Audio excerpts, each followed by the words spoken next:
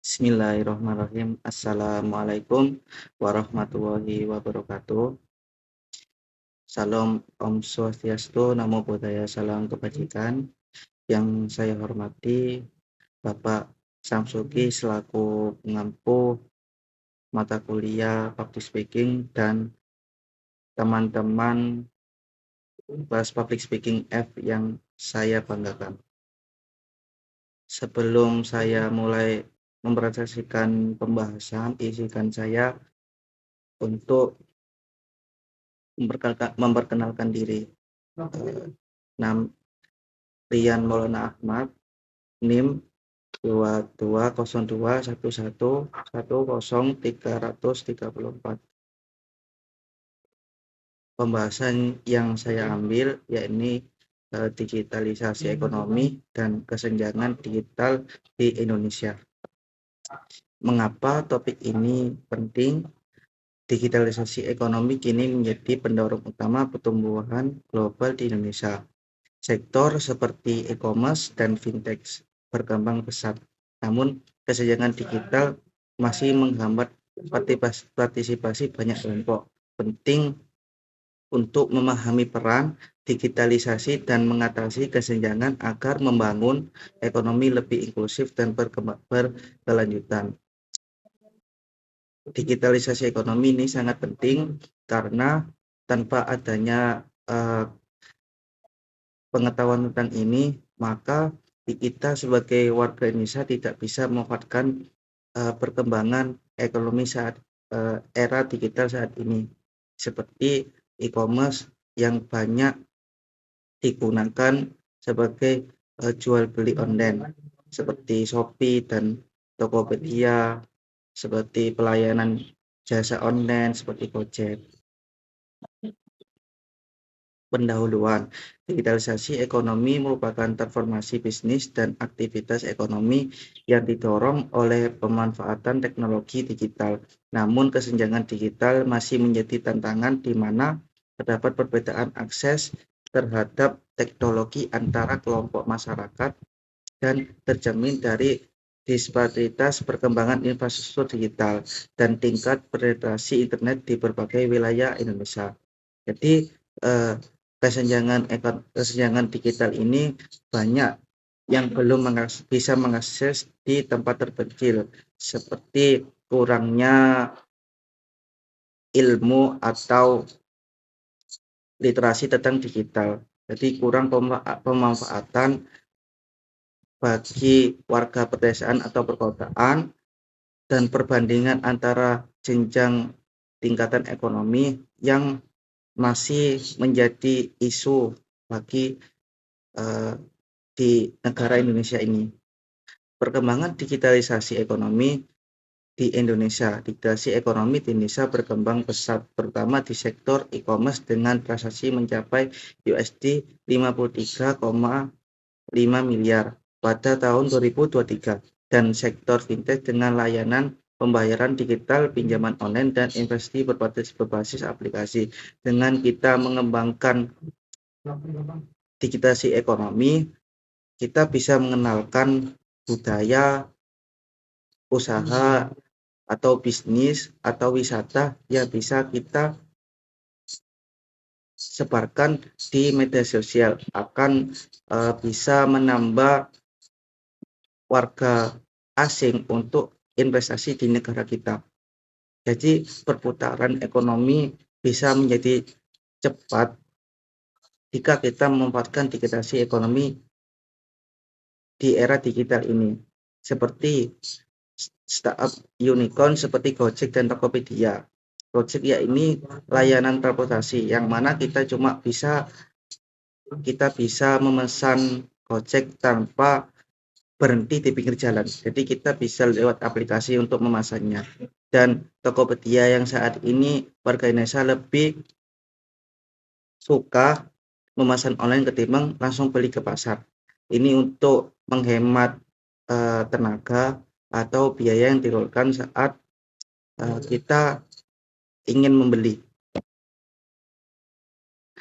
Manfaat digitalisasi ekonomi yang pertama, peningkatan efisiensi produktivitas Otomasi dan teknologi mempercepat proses bisnis dan meningkatkan hasil kerja. Jadi yang awalnya bisnis itu harus ekspansi, kita bisa tanpa ekspansi hanya memerlukan rumah dan bisa berjualan dengan online. Yang kedua, akses pasar global dan inovasi bisnis. Digitasi membuka peluang pasar global dan mempercepat inovasi.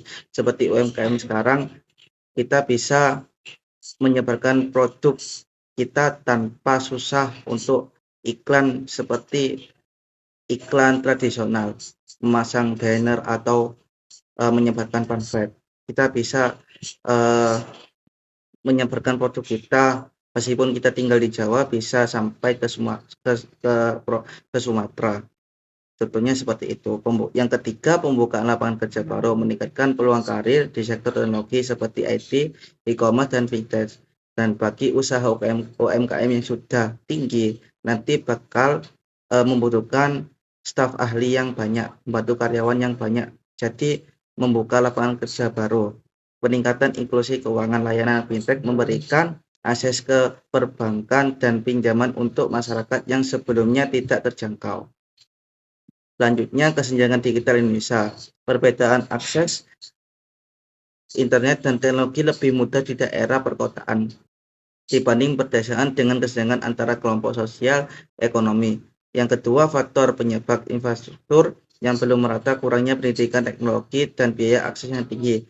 Faktor penyebab ini yang kedua adalah PR bagi pemerintah untuk melaksanakan sosialisasi atau penambahan kurikulum tentang pendidikan teknologi agar tingkat sekolah dasar atau sampai tingkat tinggi seperti kampus akan bisa menerapkan ilmu ini, menyebarkan ilmu ini kepada warga Indonesia. Yang ketiga, data statistik. Meskipun penetrasi internet terus berkembang, kesenjangan dalam penggunaan smartphone dan layanan digital masih ada, terutama di wilayah terpencil. Yang keempat, kesenjangan membatasi akses masyarakat terhadap peluang ekonomi, pendidikan, dan layanan sosial berbasis teknologi. Dan kesenjangan ekonomi ini antara tingkat bawah, menengah, dan tingkat atas. Jadi banyak yang tingkat bawah yang kurang mampu dan kualitas hidupnya kurang mumpuni masih belum bisa mengakses digitalisasi ekonomi ini.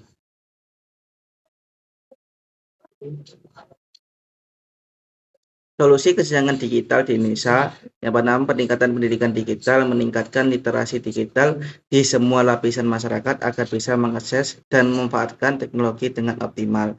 Yang kedua, subsidi internet dan perangkat teknologi, memberikan subsidi untuk akses internet dan perangkat teknologi di daerah terbelakang. Yang ketiga, kerjasama multisektor, mendorong kerjasama antara pemerintah, swasta, dan NGO untuk meluas akses digital. Program pemerataan akses, menciptakan program yang perluas jaringan dan infrastruktur teknologi di seluruh wilayah Indonesia. Jadi ini bukan hanya PR bagi pemerintah untuk menyebarkan atau meluas ilmu digitalisasi ekonomi yang bisa diterapkan bagi pebisnis atau karyawan yang menerima PHK dari perusahaan. Ini bisa menjadikan opsi bagi